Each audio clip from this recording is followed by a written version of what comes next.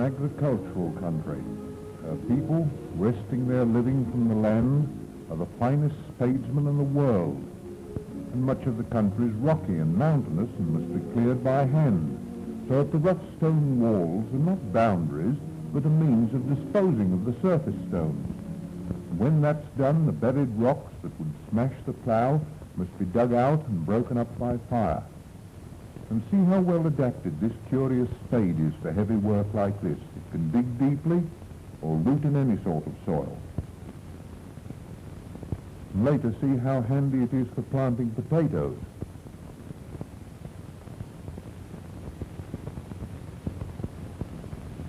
Then peat, or turf as it's always called in Ireland, is the main domestic fuel and is dug by the agricultural labourer. In early summer, the bogs are dotted for miles with parties of turf cutters. And the cutting is done with a curious double-bladed spade called a slan. It's terrifically heavy work, but see how neatly the expert cuts out these heavy, wet blocks, which are then laid out to be rough dried. The double blade making a really clean job with no waste. And after that, the great long ridges of turf are stacked into smaller heaps.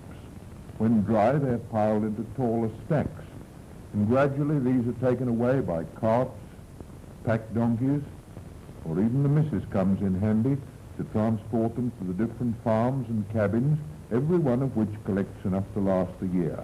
And wherever turf has been dug, the landscape is seen forever with great scars in which the old white stumps of the bog oak are left standing, nature only partly covering them in time with the feathery flower of the bog cotton. With all this fancy digging to do, no wonder that Irish spadesmen are the finest in the world, and to watch an Irish labourer buying a spade is to watch an artist carefully choosing his tools. So particular are they that every district demands its own pattern of blade, with sometimes a minute difference in districts only 20 miles apart. In Southern Ireland alone, 83 different patterns of spades and shovels are made in 12 sizes. Here are a few spades and shovels. That giant specimen is specially made for shoveling coal out of ships in Tralee Harbour. They like 'em like that, and they order 10 or a dozen every year. Few varieties of turf slans. They're made right or left-handed, or for light or heavy turf, or what have you. Customer's always right, so give him what he wants if it's an economic proposition to serve him. So let's see how it's done. A few miles from Cork is the scattered village of Monard, and at the bottom of the valley among the trees we come to a lodge with gates that are always kept shut, except to the privileged, and beyond this barrier is an inner village. Its cottages grouped on one side of the road only. They face a series of mill pools made by damming up the Blarney River. And here live the few families or clans of craftsmen who for generations have made Irish spades and shovels in these lovely surroundings. But let's follow up the valley of the little Blarney stream, past 2 more pools and onto the top of the estate, which ends at the viaduct of the Cork to Dublin Railway.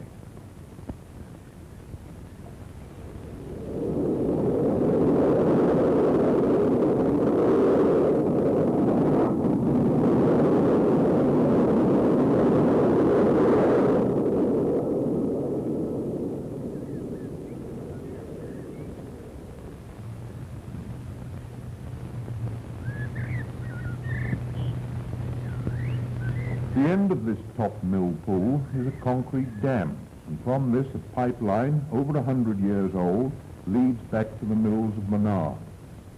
And these are old-fashioned water wheels, giants some of them, and their job is to work a most amazing collection of Heath Robinson machinery.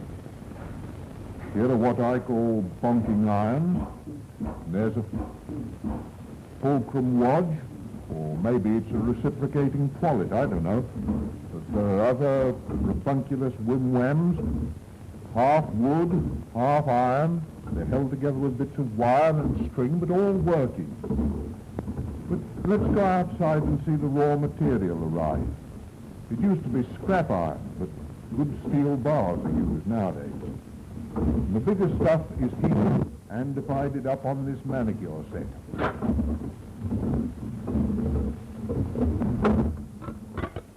The smaller stuff being cut cold.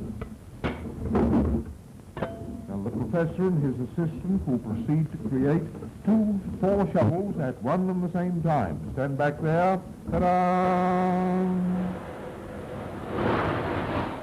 Now he has started something.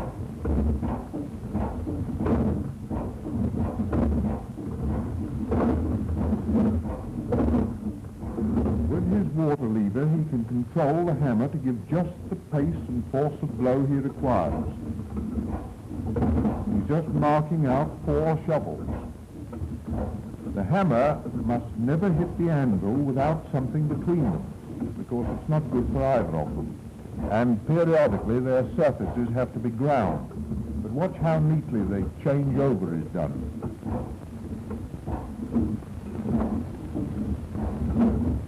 This man's uncle was Naismith's assistant on the first steam hammer.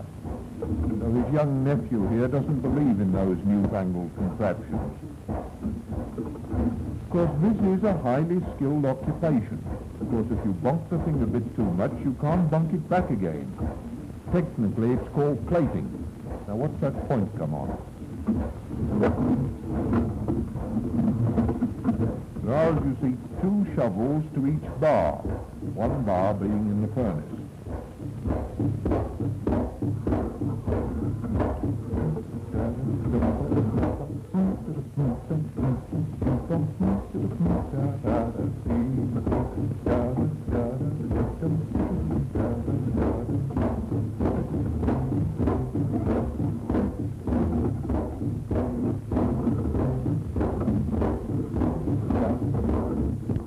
Put into the cutter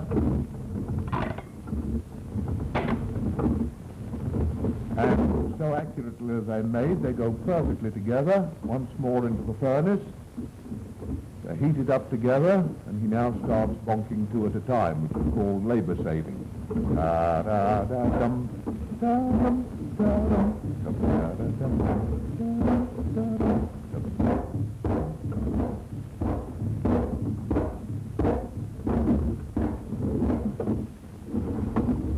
Then, while they're still warm, he puts them in the squisher and squishes them into the shape he wants them. Then the sockets are bent round in the good old-fashioned way, which is done by a member of the Hayes clan, which can total 560 years' work at Monard.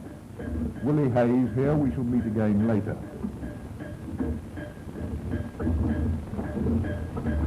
Here's Peter Hayes, putting the sockets on Spades.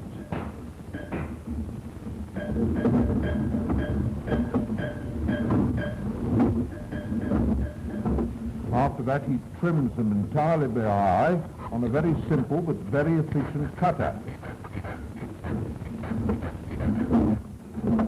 The job's a bit hard and 2 of them get on the lever, but the whole thing is done entirely by eye. There's no preliminary marking out. After that, the surfaces are ground, every man being capable of several jobs. The masses of what are locally called rhododendrons. It's a joy to walk anywhere, even to work. Most of the mills are half hidden by flowering banks or masses of trees. This is the lower mill, also worked by the Hayes clan, but the shovel plater here is a character called Jim Murphy, fiddler, acrobat and champion dancer in his spare time. He's an inventor too. You'll see the automatic gadget that he's fitted for oiling his tappets here. It's just an oily rag on a piece of wire.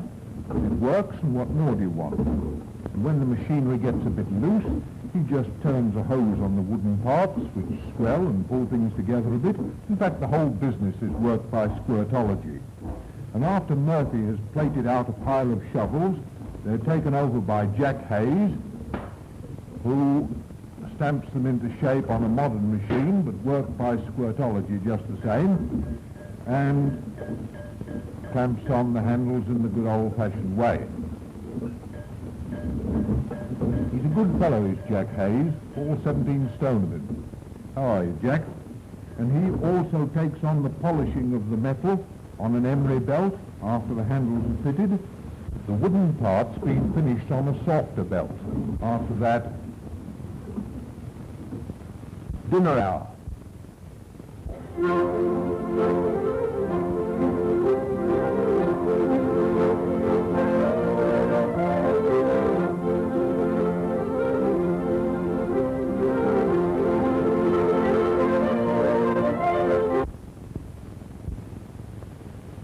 The water in the mill ponds has to be carefully conserved, so we'll go up the road again to the top pond to watch it being released to help the middle pond. In the mill on the right here, they make the heavier stuff, but the principle is the same.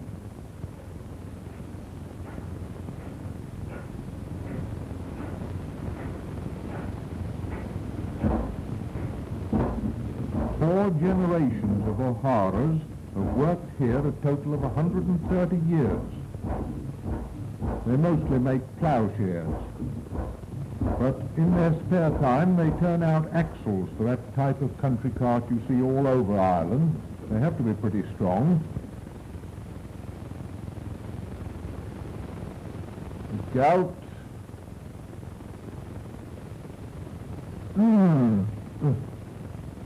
So, for this work, they heat up a big square bar and proceed to bonk the corners off it until it becomes a round one, so that before long it really begins to look like an axle.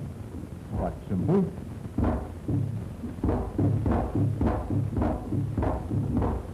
Next, it's held in a pair of specially made eyebrow tweezers and bonked until it's fit to be used in a cart.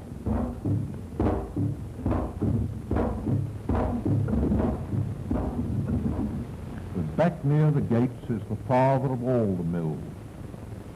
It's half building, half cave in the hillside. Its wheels turning off the centuries, for 9 members of the Porteus clan have worked in this mill for a total of 340 years. Old Matt Porteus has worked on this hammer for 67 years without a break.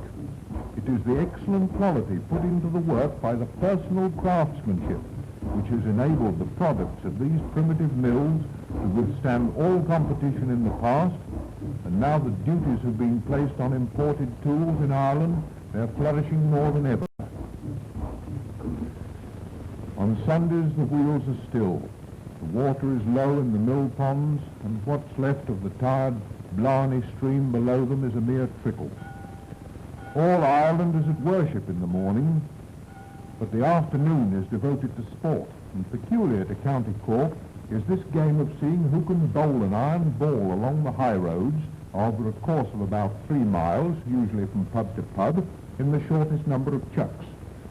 The bowls weigh 28 ounces, and strength and skill are needed. Spectators have to be nippy, too. The game has a great etiquette. They toss for choice, and it's Peter's pick. Not that I can see any difference, but still. Then, after stripping superfluous clothing, the etiquette is that the bowler has his coat held by his opponent. And so we start off over a 3-mile course, Peter Hayes leading.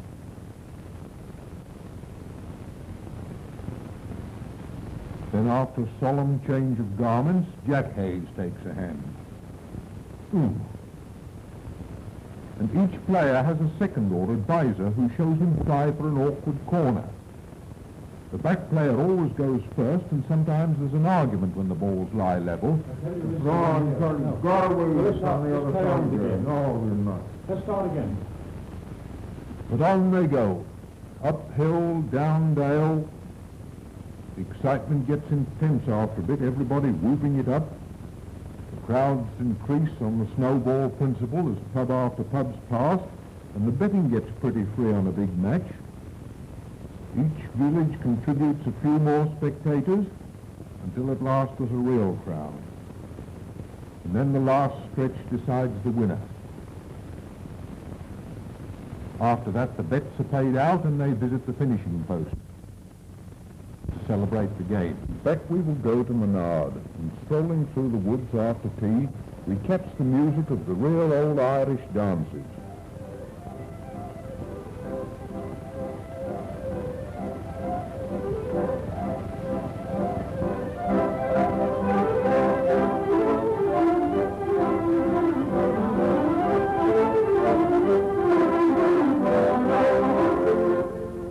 Children have their show too.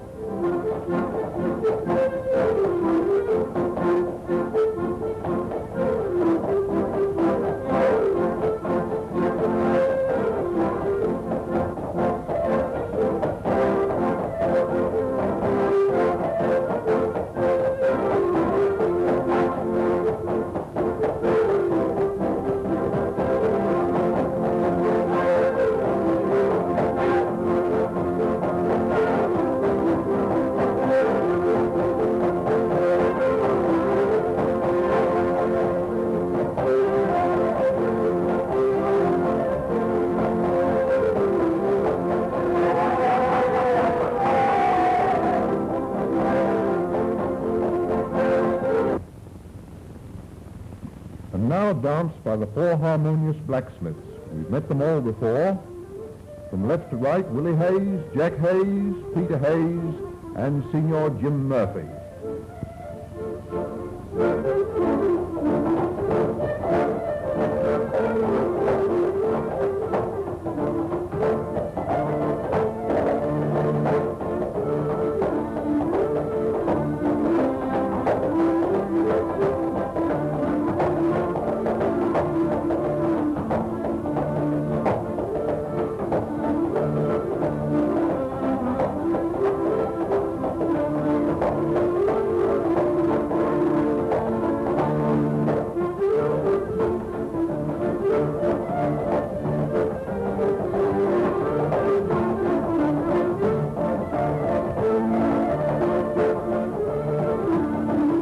Up for 17 stone.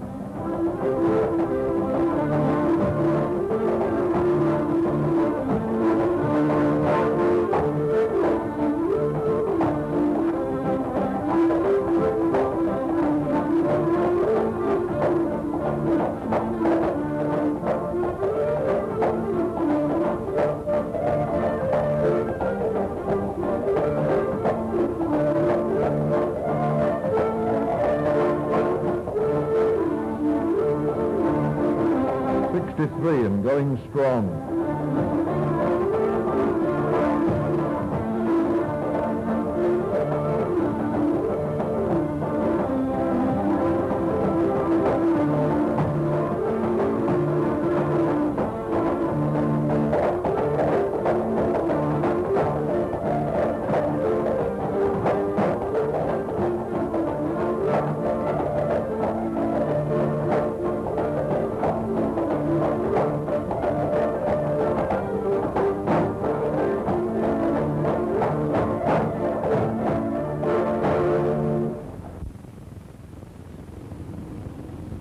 That evening, pools have filled up again. And on Monday morning, they're brimming over in full state once more. The wheels and bunking irons are raring to go. So back to the round of hard work and hearty play that makes the week of the men of Monard.